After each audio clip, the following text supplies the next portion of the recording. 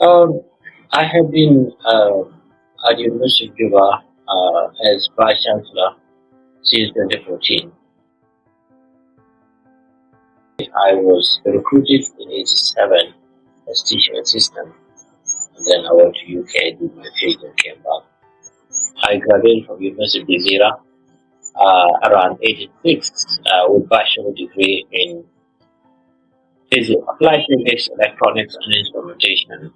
And I went to UK in 1990s, where I did masters in systems engineering and PhD in manufacturing and mechanical engineering.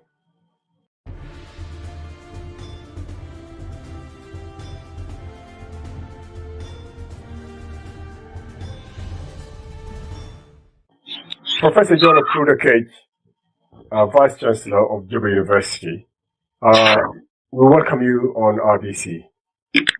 Thank you for welcoming me. Oh, brilliant. This has been a long-awaited encounter, and I'm delighted that we are able to do it today. Juba University is our flagship university. To start with, for the benefit of our viewers, could you tell us who is Professor John Akec? I have been at University of Juba as Vice Chancellor since 2014 until now. This is not the first time for me to join university. I was recruited in '87 as teaching assistant, and then I went to UK, did my PhD, and came back. I graduated from University of Jazeera around '86 with bachelor degree in applied physics, electronics, and instrumentation. And I went to UK in 1990s, where I did masters in systems engineering and PhD in manufacturing and mechanical engineering. I rejoined University of Juba in 2009 and 2007. Really. So that's my background. Oh, fantastic, Professor Akec. On Juba University, tell us slightly about the history of the university and the size of the university and the different periods in which the university has passed through. The university was established in '75 and teaching under the Numeris government. Yes, indeed.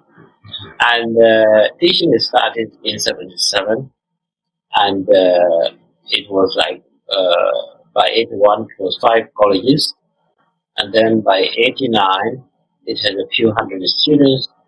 But then the war forced it to relocate to Sudan, where it grew to about 13 schools and colleges and about 4 specialized centers.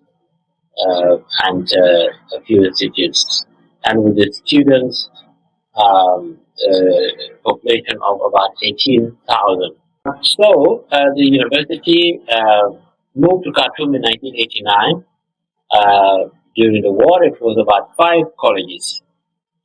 That was economics, natural resources, adult education, and I think medicine.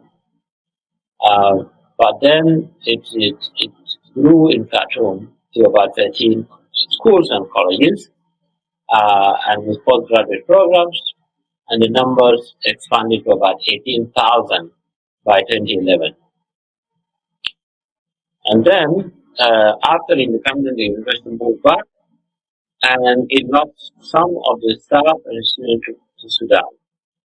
And we started about 10,000 students and less than 300 academic staff. So tell me, how many academics were there before the relocation back to the new country, and after you had relocated, what was the loss of the number of academia? Yes, it's actually even worse than what I said earlier. There were about 700 academic staff. But then, by the time 2011, in July, we only have about 139. Oh, that's absolute disaster. Out of the 700, the rest were lost to Sudan. and about 18,000, we were left about 10,000 students. So that is how we started, and those are academic staff. But we have plenty of supportive staff, for about 1,000. The most that we have the workers and administrators, especially the unclassified staff. By the time I came as the vice chancellor, the numbers had risen to 291 academic staff. The number of students remain hovering between 9,000 and 10,000 every year. But then over the last 2 years, and the numbers started to expand as we admit more students to colleges, and also we have expanded the programs. So as we speak today, we have a total of 155 programs. 90 of them are postgraduate programs. And we have about 17 schools, and this year we will be 21 schools, 4 institutes, 4 specialized centers, and 3 institutes. And then we have graduate college and graduate community college, and 1,000 administrative staff at the moment. We have about 4,000 out of 30,000 are postgraduate studies. So this is where we are. That is a huge recovery from the collapse that happened right after independence. Would you say that you have maintained the same level of academic standards compared to when we relocated from Khartoum? The answer is yes and no. Nothing is always the same. You get something, you lose something.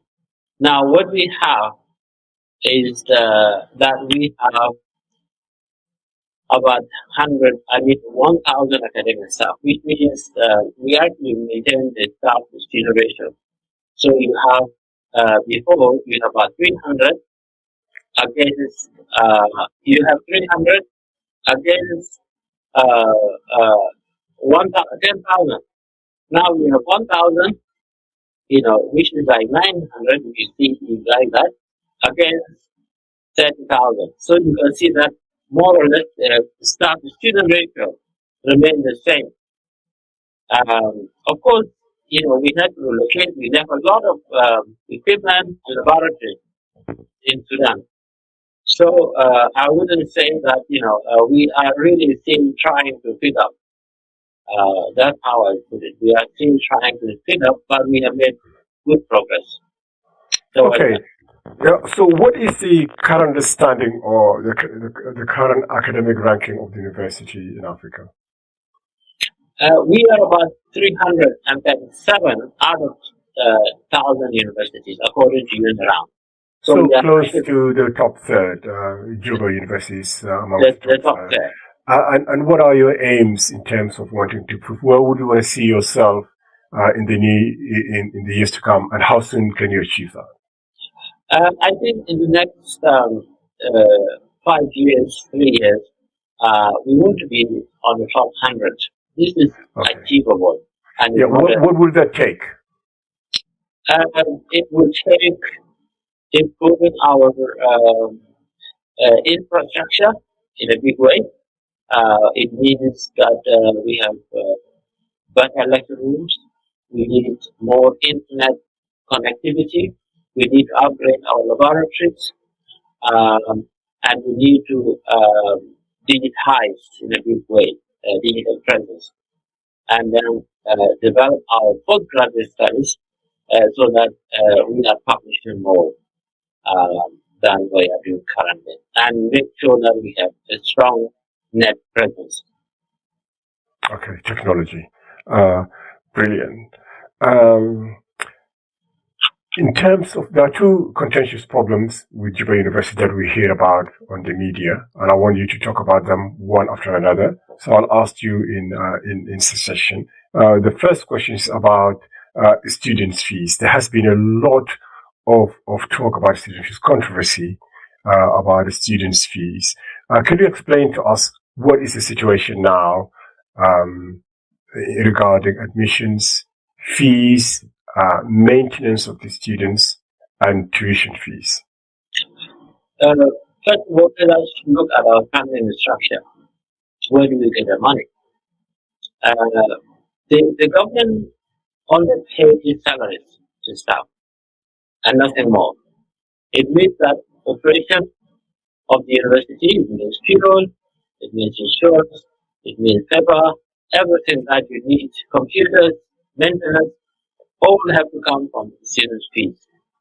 And how did we reach this situation? Did the government decide that this is the model that's going to be followed, or is it an interim situation because of the economic situation in the country? It is a situation that we got from Sudan, and it's actually getting worse. Because in Sudan, they used to contribute something to cooperation, but nothing towards development. So universities would try to raise, resources through programs, academic programs, and tuition fees, in order to build infrastructure and do maintenance. So this is the model we got from Sudan. But Sudan used to pay something little towards the operation. Here it is almost zero towards the operation. So we need now to depend exclusively on the students'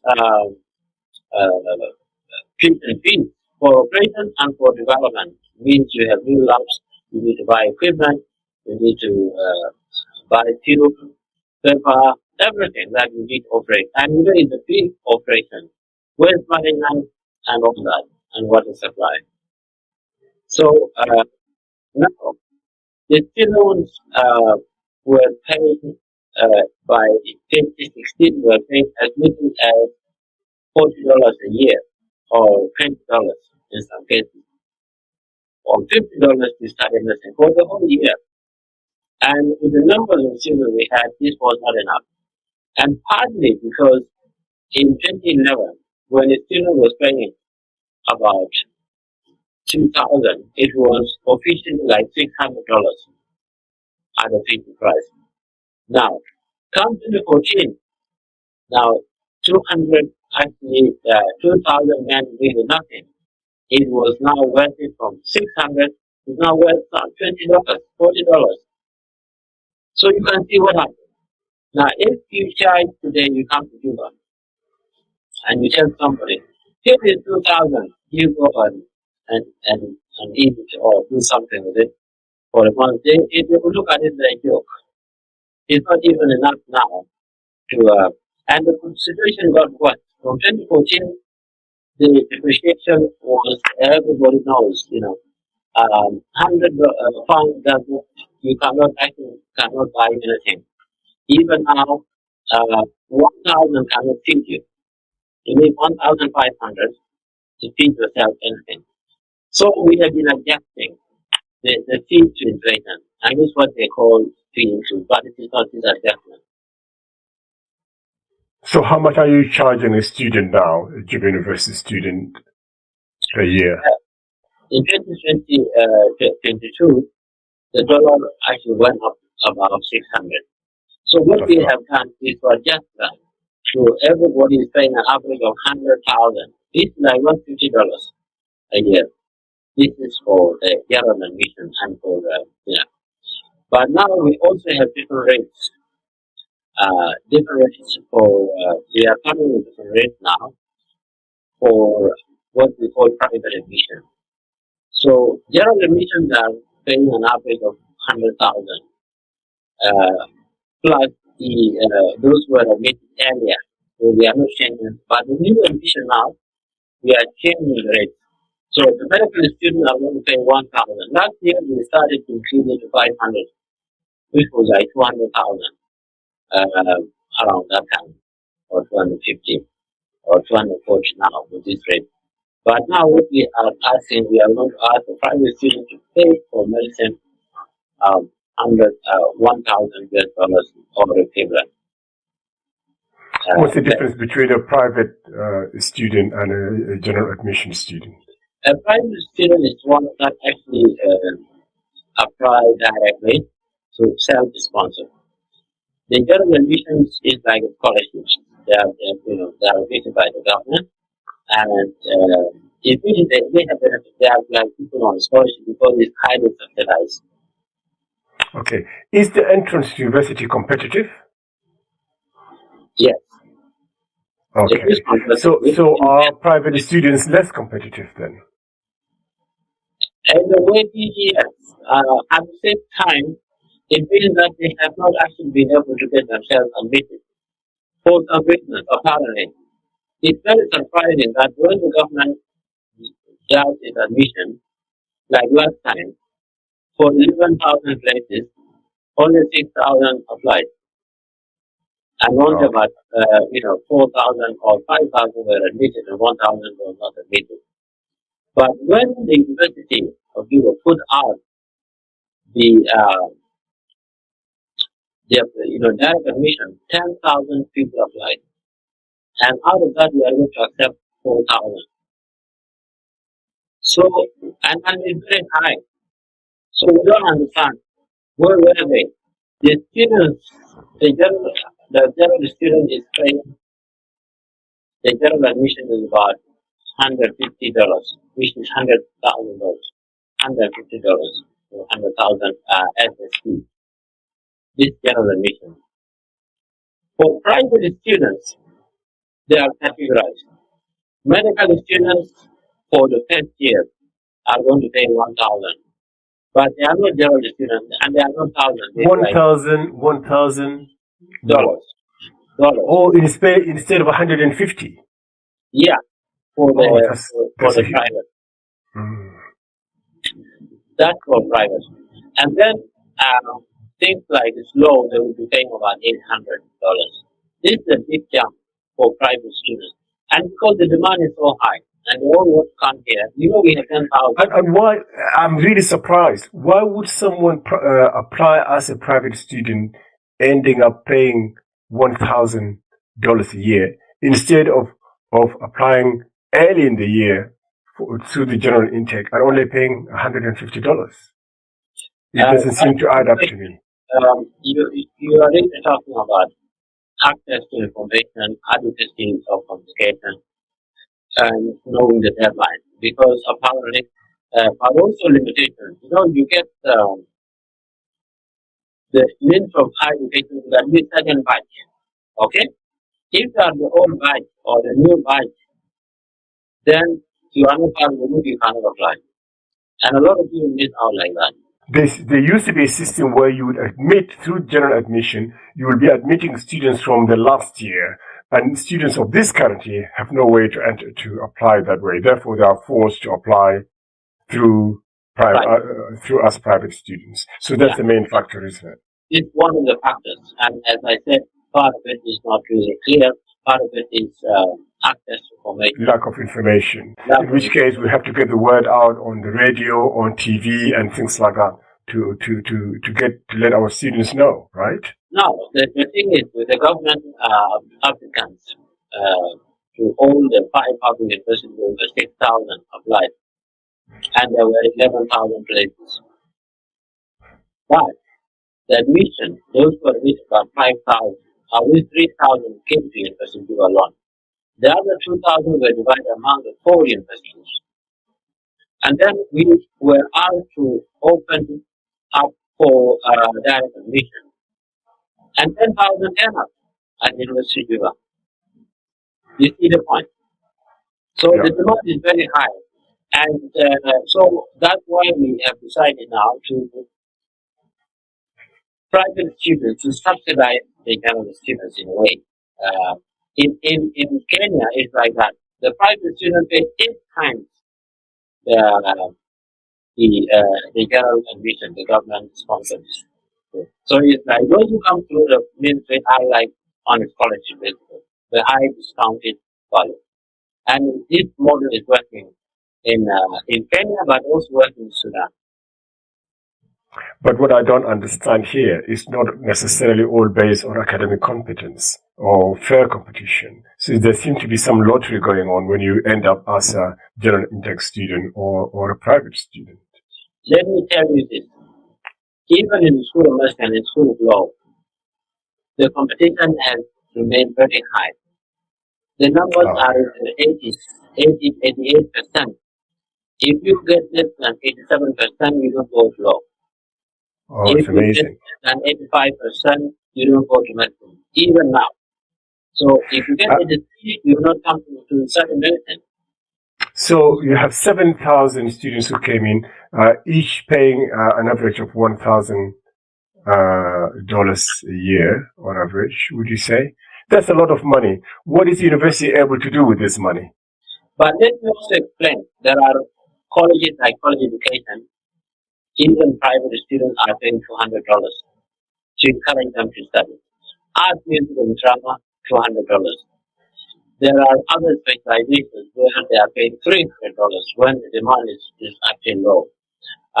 So you can say that on average, if you take the course, private students are paying $400 on Okay. average. If you know, medicine is an exceptional case because really it's high demand and theology is in high demand. So theology is next to medicine that are paying 800, but the numbers are not like maybe 200 of them. So it's not huge. There are subjects like economics, for example. They are paying about $600 in economics. So these are things that we just started, and we apply only to those who are in first years. And those ones will go with the whole fees adjusted. There's the general adjustment to the whole fees. So it is for the first time for private students fees to go up like that because the demand is so high.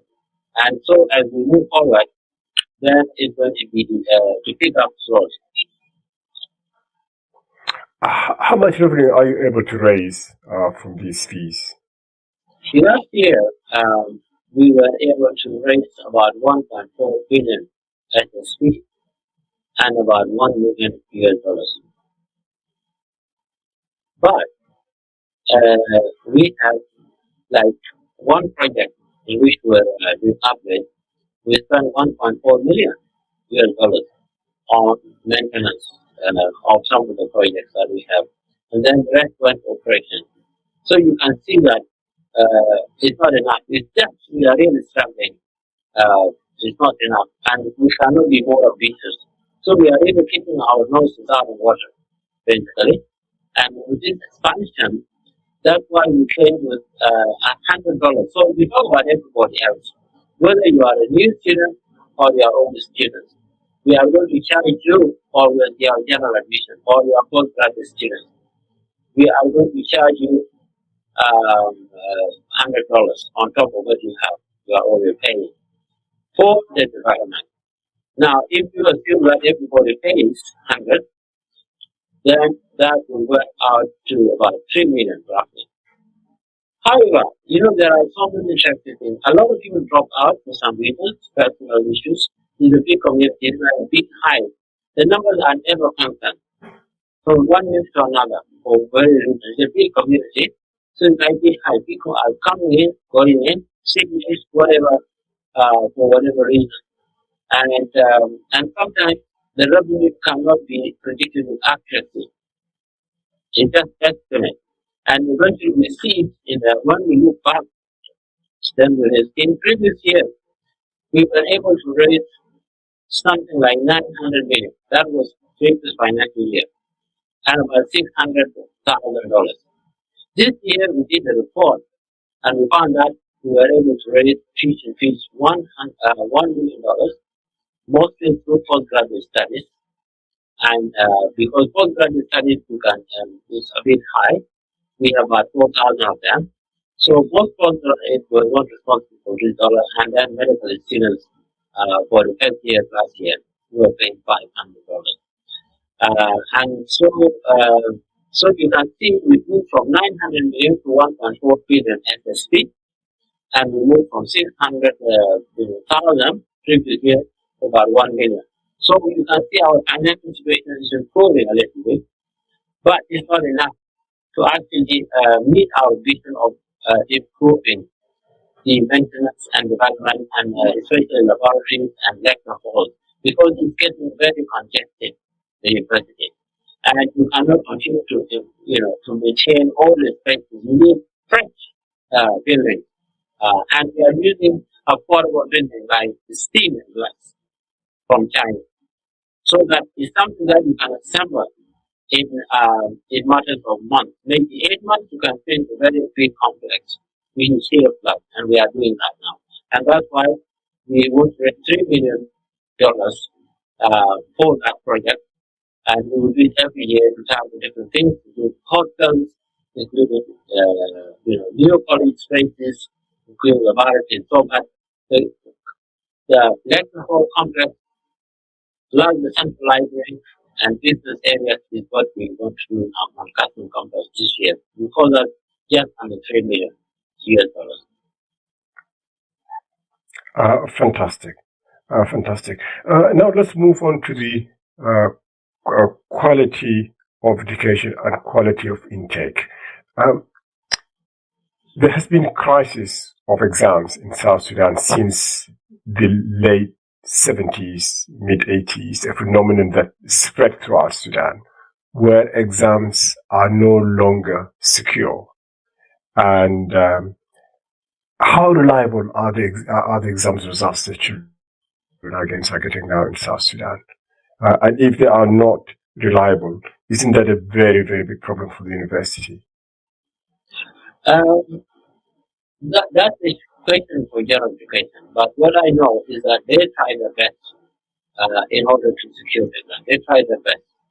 And in case when the possibility of a paper leaking, they will actually always have another paper to come. So well, you're talking about inside the university? I'm talking about admission, those who come to you. But inside university, I think it's not a big issue. Okay. Do you have entry exams? Do you think a special entry exam for University of Juba might help the situation for you to maintain standards? We cannot do that. It's like we are double checking. It's for the general education to control the quality of food. And then I know, obviously, but it's causing you a problem. Obviously, somebody else is causing the problem. But, I didn't say it's causing another problem, did I? No, what I mean, if general education, the Ministry of General Education, is not able to secure the exams and maintain the standards and prove that the grade students get are the fair grades that they obtain, then obviously this has an impact on your intake. That's what I mean. And regardless of the fact that it is their responsibility, University of Juba ends up being affected by it. So is there something you can do so you can have a certain layer of security where you could also evaluate your students before you admit them? The way we evaluate our students is that they go and prove themselves. They are able to learn the subject or they fail. Okay. And if you can by saying you are going to leave, that's our filter. So the standards are quite high at the university, the standards that the lecturers are expecting from the students? If somebody else will better that. Generally what you notice, to be honest with you, the standard in English language, math and English is a very issue. And if somebody may give you facts, okay? In the end, you have facts that you want. But the language itself will be much desired for most of them. We get students who come from East Africa, maybe the general education there is good, the standard languages is good, but also that is not perfect. And some also learn English, and some of those also come from Arabic countries. So the mastery of the language, the level of literacy, I would say, is generally weak and is not fast enough. And that affects how the students communicate, express themselves, either in exams or in their assignment or in their project. And that is a general problem of their education, and that's to do with the quality of education that we give from primary to secondary. And in UK, politicians talk about literacy and numeracy, because if somebody is good in mathematics and is good in language, you'll be able to follow. The lecture very well, so be able to summarize things up and they will be able to do good of one assignment, and they will be able to express themselves in exams. I think the teaching of language is a big issue. The level generally, even if they come to their 90s, very few of them are very proficient enough. Is the university encouraging or providing some kind of additional help with language on side learning or side courses? Yes, we have. We have when they come in first year, they take first year, second year, up to third year. They teach English, introduction to English communication skills in English, and also English for special purposes. If you are in agriculture, then you learn English, which is by agriculture or medicine or engineering. So they take English language up to third year or something like that every semester. However, it does not really compensate for improving the level of literacy in primary, secondary, and secondary school, so that it improves the input generally across the board. Oh, brilliant. University of Juba has land issues. You were talking about congestion. What are the challenges you have regarding land and the new buildings that you might want to build? We have two campuses, even three. We have one in Calabar, one is customs area, which is a little bit not far from the main campus, towards west.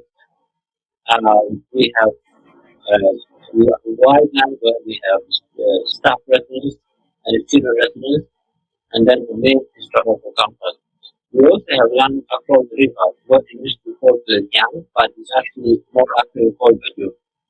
And that land also is really threatened. There are people who are chipping out of it away. This was one of the campuses that some colleges were going to locate across the river, across the bridge in that village. So that land is under threat. The land in customs market, area, includes the Missourian and the Freedom Square, and what we call the campus of Freedom Hall is part of it. So all these guys, and then on the other side of the road, got the Stars, which we call customs campus now. Now the threat is by 2010, the Minister of Housing in Central Equatoria had a policy that they want to give away the land of the University of Juba, which is not being developed. And the reason why we are not developing it is because of lack of funds.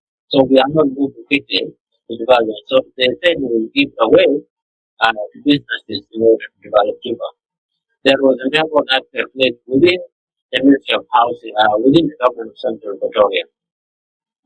And that is problematic. Initially, that land was taken over by businesses, and the government of Central Equatoria and the central government helped us reclaim the land. But then, after chasing away the squatters, then Central Equatoria, the state Ministry of Housing, began to give it out to businesses and individuals. And so we have part now which is secure, where we have the School of Law and other places is being fenced, but other parts that have not been fenced are actually under threat. And these are the areas where conflict is. And there is no authority higher. There's no arbitrator that you can go to together with the government of Central Equatoria. The governor is really should actually cover that. But the interesting thing is that university land is actually national institution. It's a national institution. When the Central Equatoria is a regional, is a state government. And so I don't think that you can take a state government can take the national land. This one thing that it doesn't make sense. And that's why. I totally understand. Yeah. It is very unfair. But what I'm asking you is there somewhere you could go to, maybe central government, maybe the court, where you could amicably resolve this issue or legally resolve it? We are trying. What you find that is that procrastination is a big problem. People are not available. to nature.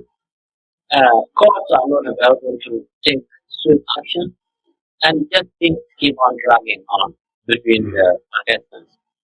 And this is all over South Sudan. The powerful and influential always get paper quickly. But if you are not that powerful, then we have a problem. And business seems to have more power than public institutions. So there are people who are basically living above the law in South Sudan, or they think they are above the law. I don't know, but what appears is that it is up to the law to bring everybody under the law. So it's not the individual, it's actually the what we call courts tackling the issues of land, quickly and settling them.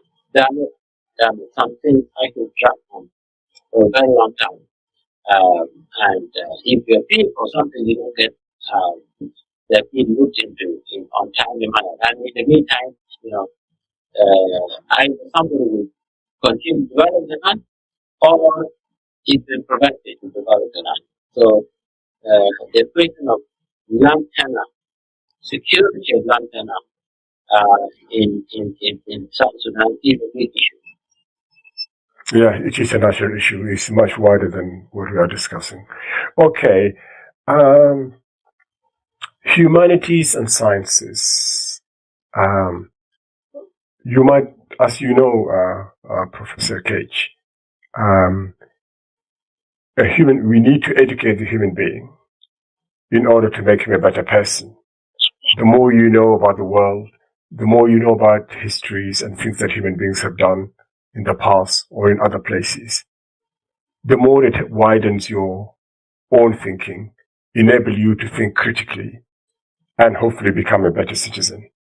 So what you are doing at the University of Juba is absolutely vital for all people. But education also has another side to it, which is it has to be boundly connected, has to be bounded with the economy.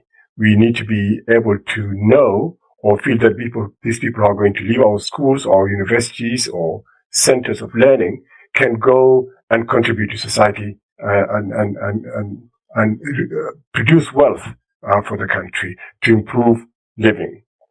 This is something that our universities and our education in Sudan since the colonial days is very questionable. That the quality of education that we've had has resulted into this. We tend to generate very good administrators, very good doctors. But when it comes to engineering or agriculture or other things, we have not been able to shift away from our subsistence farming. The future in South Sudan is in agriculture. And in order for us to move from where we are now with our traditional techniques, we have to have people who are able to leave universities with business knowledge, business acumen, technical knowledge in order to take our techniques from where they are now to the next level. So South Sudan can produce enough food and eventually surplus and alternative income from oil, because oil is going to run out. How can we make education relevant to our economy? Sudan is not the same as in the 80s. Sudan has seen that since 1990s they started expanding massively in higher education, but also technical vocational education. And so Sudan, until before the revolution, it has high absorptive capacity for foreign direct investment. So it means you can come and set up a company, and you get the skills, engineers and technicians to run that company and finance people. And you pay low wages at the same time, not very high wages. This is not the same thing for South Sudan. South Sudan has been affected because of underdevelopment. So human development index for South Sudan is much lower than for Sudan. And so we are struggling with so many challenges. We are struggling with ability to design policies that would actually enhance the quality of education, whether it is general education, higher education, or technical education. Our institutions are not able to do that in an effective way. Often you have policies that got adapted in the drawers because of issues with budgets to fund that. The civil servants are low paid, so you find often the capacity of public sector to design policies and to implement policies is very much lacking. You find how long it takes now to actually pass the budget. Almost like 6 months, we still don't have a clear budget inside. So we are struggling with multiple questions, multiple issues and challenges. So from policy point of view, there's no clear vision for education in general and higher education in particular and technical education. There is no clear policy for industrialization because once you add values, there's no clear vision on agricultural development. So everything is really struggling. There's no clear strategy for funding universities and research in universities. There's no clear policy for enhancing technical vocational training in the areas that are there. So that is a big struggle. And for us at the university, we try to do our best basically. In some countries, like Ghana and Ethiopia, uh, about 70% of the students go to science-based colleges, engineering, science, and computer science and the rest. And then social science about 70%. It's the same in Germany. In South Sudan, it's the other way around. About 70% go to social sciences, and about 30% only go to science-based colleges, including engineering. This a flip, that advantage, and that needs to be addressed so that 70% either go to science and science-related and technical education training. A study that I did about in 2021 um, actually it was published in 2021 as you said. It showed that about more than 96% of those enrolled in technical education are at the universities with the private or public, and only 6% are studying in technical vocational institutions. And worldwide is the other way around. Actually, universities for elites and then comprehensive university will take more. Research university will take very few talented, and then comprehensive university will take more, students. And then you go to technical education and community studies will take millions and millions. So it's like a pyramid. But for us, it is a pyramid that is turned upside down. Where universities, the more you go vocational, the less people are there. The more you go to university, so that's not a good one. Exactly, and it is those vocationally trained, those technically trained, who are going to really make a difference in the future of South Sudan. And, Yes. and really, pure academic education should be preserved for a very, very small group of people who can make a big impact academically. But the rest could be trained so that when they hit the market, they can make a huge difference for themselves and for the country. And I think, as you said, this needs planning well beyond the University of Juba. Yes, you need technical colleges, community colleges that are providing the skills in electrical wiring and engineering, in automotive, in TV sets, in tractors, mechanization, in constructions, in things like hospitality, and so forth. So Exactly. that these individuals, they should work in countries that are doing well. You could get every city should have actually a technical vocational college. Yeah, in the past in Sudan, of course, we used to have agriculture, commerce, and engineering at the level of technical education. And they will come out as, builders, constructors, electricians, as you well said, plumbers. And they used to be trained in Sudan. We need to revive that so that, as we said, education can really be connected with the economy again. Let's move on now. And this relates very quickly. Other universities, how do they compare to University of Juba? Right now, if we say we are about 30,000, then we would, at the very best, the other 4 public universities and even private universities may have less than 10,000. So, what is a University of Juba? It's 3 times all, combined. Okay. So it is truly our premier university at which so much is at stake.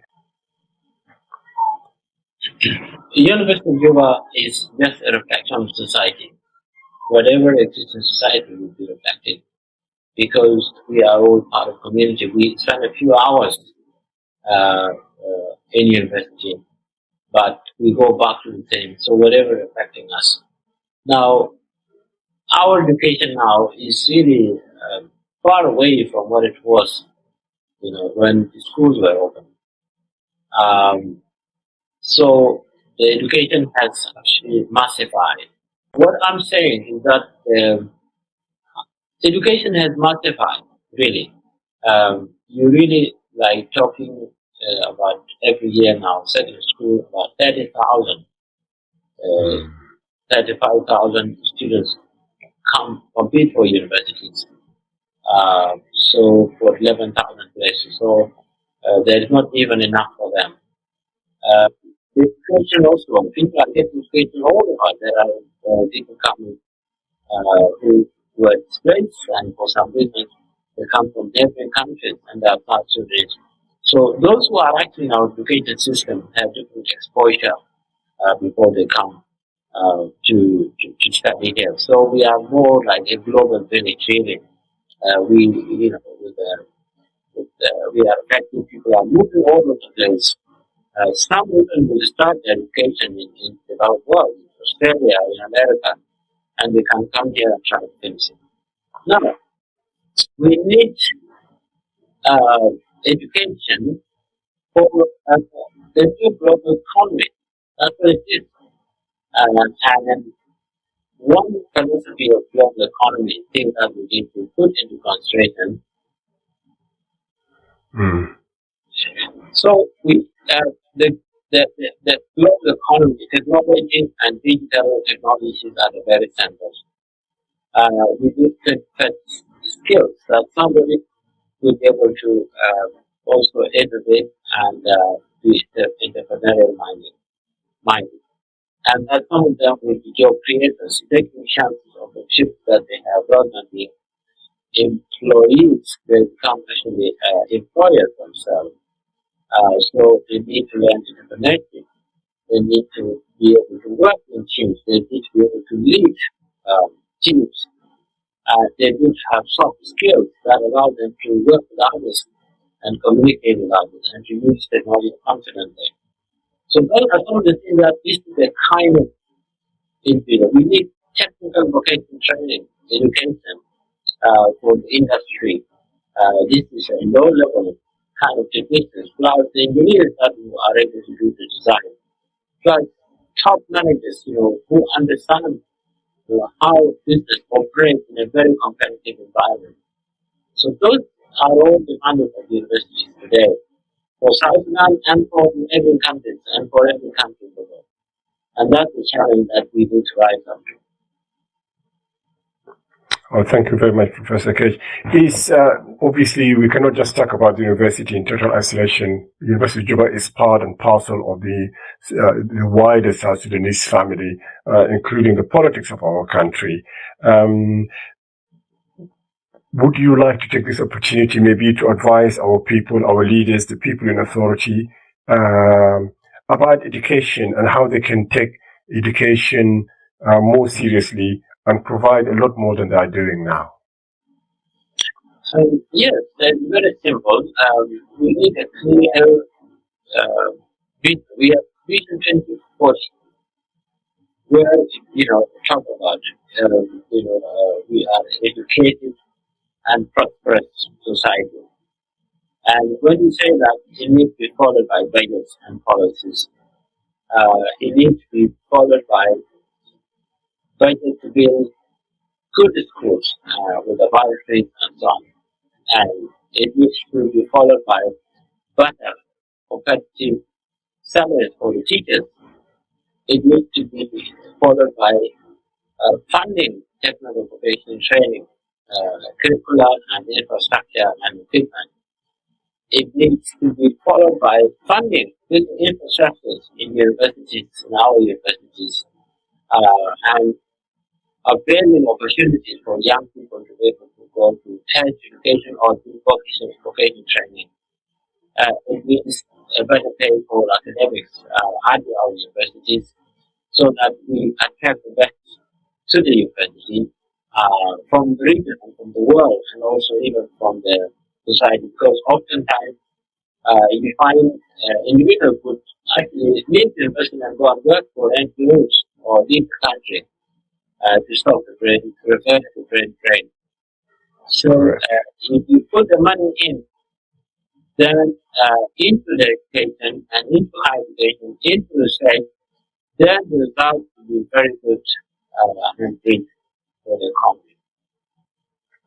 Excellent. And is there a way in which yourself and the other vice chancellors in the country and other heads of schools, head of technical educational colleges, is there a way in which you can get together and maybe lobby our people, lobby our leaders at the level of the parliament and the government? Is this something that you guys are doing? Is something that you need to be able to do more at this stage? Even this interviews advocacy. So if anyone reaches the interview, they're able to get the message. And we have no wings to pressure the politicians to do the right thing. It's the politicians who have the vision and who, especially those in government, who control the resources. And we are really talking about the executive branch, the legislative branch, and also judiciary. Those, they need to work together, and especially the executive and the legislative branch, to make sure that priorities are made for science education, science and technology training and innovation in our university. This is not going to be something by word only. It means putting money there. Many countries that develop, like Korea and Japan and even Malaysia, they have invested in education, whether it is technical, whether it is higher education, and invested in high salaries that will actually attract international staff to come and work in those. Japan will develop, they will actually even hire and induce retired professors from the West, and engineers to come and actually train their human resource. So it's the resource that will attract those who have time in their hands in the developed countries to come and relocate here. So it's about using the resources that the country has to improve the levels of education, and together with infrastructure, then things will actually start to pick up. Because those who be trained will go into government, will design policies that will actually enhance industrialization, will enhance agriculture, will enhance other sectors like mining and tourism, and so forth. Professor John Apuruot, thank you so much for giving us this opportunity. Thank you so much, Marwan, for hosting me.